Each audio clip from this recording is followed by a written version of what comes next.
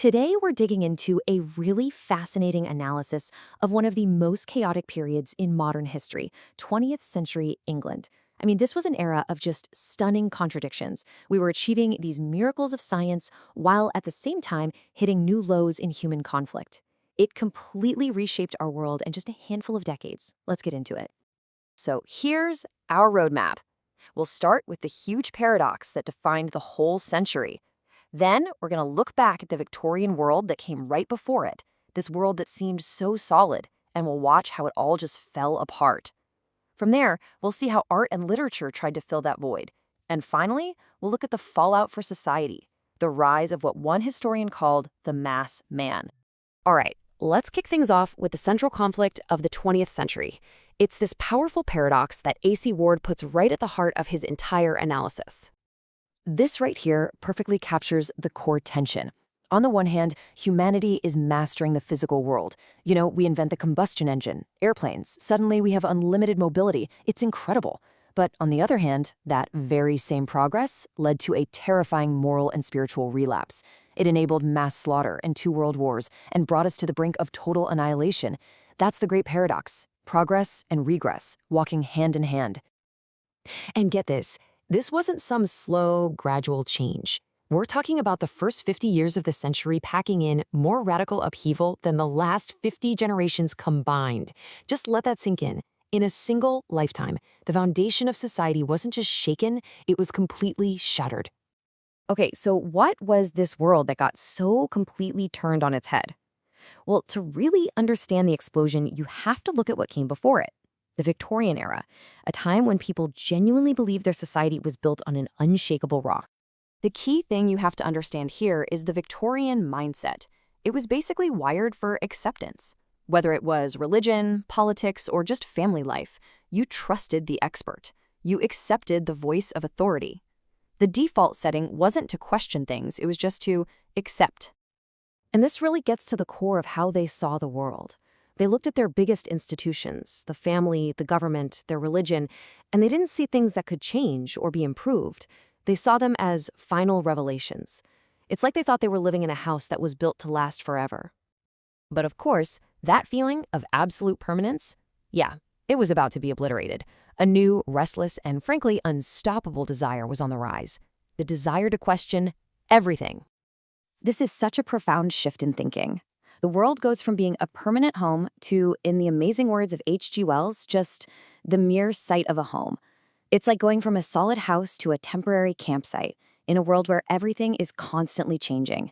Nothing is fixed anymore. You had writers like George Bernard Shaw, who were basically the prophets of this new age. Through characters like this arms manufacturer, Andrew Undershaft, he's asking this radical question. Why are we so eager to throw out our old machines, but so scared to even question our old beliefs? The new motto was simple. Question everything. Test everything.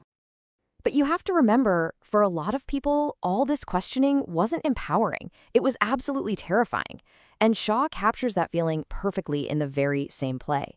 For characters like Barbara, who'd built her whole life on those eternal rocks, this new world felt like the ground was literally collapsing from under her feet. So, with all the old certainties gone, what was left? For a lot of people, just a big, empty spiritual vacuum. And into this void stepped the writers and artists of the time, who basically split into 2 very different camps about what art was even for anymore.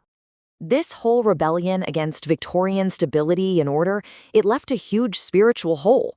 The old sense of purpose was gone, so literature rushes in, and artists had to ask themselves a really fundamental question. What are we supposed to be doing now? What is art for? And they went down 2 totally different paths. On one side, you had the Fabian Society, with guys like Shaw and H.G. Wells. Their motto was art for life's sake. They thought art should be a tool to change society, to push a political agenda. But on the other side, you had the Bloomsbury Group, with writers like Virginia Woolf. Their motto was art for art's sake. For them, the most important thing was aesthetics, intellectual ideas, and exploring the inner workings of the mind. Okay, so how did all these intellectual debates and philosophical shifts actually trickle down and affect the average person? Well, Ward argues the consequences were massive, and it led to the rise of what he calls mass man. You can see this really clear domino effect. First, mass production totally kills individual craftsmanship and the pride people used to take in their work. So once the meaning drains out of work, advertising swoops in to create a new meaning through buying stuff. And what's the result? A society that has more things than ever before, but is also deeply, sullenly unhappy. And here is the great irony. Even the big solution that was designed to fix all of society's problems, the welfare state, it had its own dark side. Sure, it gave people incredible material security, this idea of fair shares for all. But in practice, a lot of people felt like it was just this huge, impersonal machine that treated them like punched cards in a giant system. And this leads us to the great paradox of affluence. Taking away the stress of poverty did not magically make everyone happy. Actually, the opposite happened. Crime rates soared, and this deep, sullen discontent just settled over everybody. Society became obsessed with status symbols, proving who you were not by your character, but by what you owned. So, all of this brings us to Ward's final take on the new cultural landscape that emerged from the wreckage of the old world. He sees a world full of rebels, but rebels without any kind of compass. And honestly, Ward paints a pretty grim picture. He talks about a cult of immaturity, where youth is celebrated above everything else, a widespread contempt for any and all authority. He even says that satire, which used to be a high art form, just became cheap, juvenile ridicule. And at the exact same time, serious literature, with writers like James Joyce and T.S. Eliot, kind of retreated into its own complex intellectual corner, where the average person just couldn't follow. And this retreat into complexity was actually defended by intellectuals like T.S. Eliot. He basically argued that suggesting high literature should be for everyone was to promote chaos and disorder. So you end up with this massive split between high culture and popular everyday life, a split that really defined a huge part of the century. For Ward, the perfect symbol of all this was the beatnik movement. Here were these people who claimed to be totally disgusted with society, so they decided to contract out of it. But here's the catch, right? They were still completely dependent on the very wealthy system that they claimed to hate so much. And that really leaves us with the big question. The 20th century tore down a world of stability and authority and traded it for one of constant change and individual rebellion. So when we look around at our world today, we have to ask ourselves, was it worth it? What did we actually gain from that massive upheaval? And maybe more importantly, what did we lose along the way?